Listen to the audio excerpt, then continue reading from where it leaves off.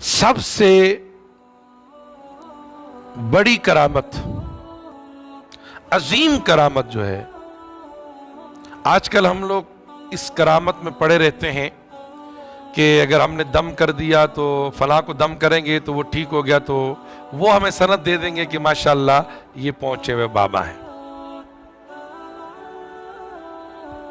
اور ہم نے اگر کوئی تعویذ پر زیادہ زور دیا تو اگر وہ تعویذ کام کیا تو یار یہ بڑے کام کا تعویذ ہے. یہ کرامت ہے، ہم لوگ یہ سمجھتے ہیں.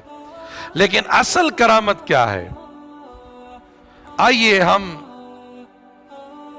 لاہور اور ایشیا کے سب سے بڑے بزرگ، جس کے بارے میں غوث العظم شیخ عبد القادر جیلانی قطب ربانی محبوب سبحانی رضی اللہ تعالیٰ عنہ فرماتے ہیں، اگر میرے دور میں داتا علی حجویری ہوتے تو میں ان کی مریدی کرتا. داتا علی حجویری، کشف المحجوب، بڑی مستند کتاب. آپ کے پاس ایک غلام آیا، عرصہ دراز رہا اور رہتے رہے. آپ کا تعلق افغانستان سے ہے، آپ افغانستان سے تشریف لائے اور دین کی تبلیغ کے لیے. اور خواجہ معین الدین چشتی اجمیری بھی آپ کے مزار اقدس پر آپ نے چلہ کشی کی ہے اور فیض لے کر یہاں سے چلے گئے.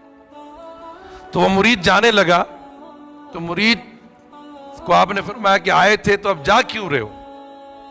کہا حضور میں آیا تھا لیکن میں نے آپ کی کوئی کرامت نہیں دیکھی. آپ نے فرمایا کہ نادان یہ بتا میرا کھانا کیسے ہے؟ کہا وہ تو سنت کے مطابق، میرا پینا کا سنت کے مطابق، میرا لینا دینا کا سنت کے مطابق، اٹھنا بیٹھنا کا سنت کے مطابق، چلنا پھرنا کا سنت کے مطابق، چپل پہننا کا سنت کے مطابق، کپڑے پہننا سنت کے مطابق. کہنے لگا ہر عمل آپ کا سنت مطہرہ کے مطابق، شریعت کے مطابق، ہر عمل آپ کا یہ ہے. تو آپ نے فرمایا کہ نادان اس سے بڑھ کر اور کرامت تو کیا چاہتا ہے؟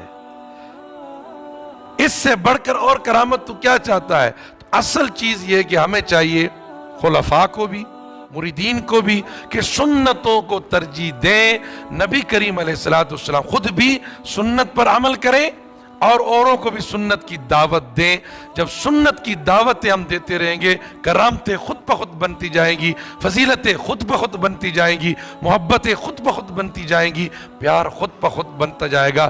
اس لیے کہ یہ سنت ہے اور نبی کریم علیہ السلام کی سنت میں حیات ہے، بقا ہے، زندگی ہے، محبت ہے، پیار ہے. تو دعا فرمائے کہ اللہ تعالی ہمیں نبی کریم علیہ السلام کی سنت پر عمل کرنے کی توفیق عطا فرمائے.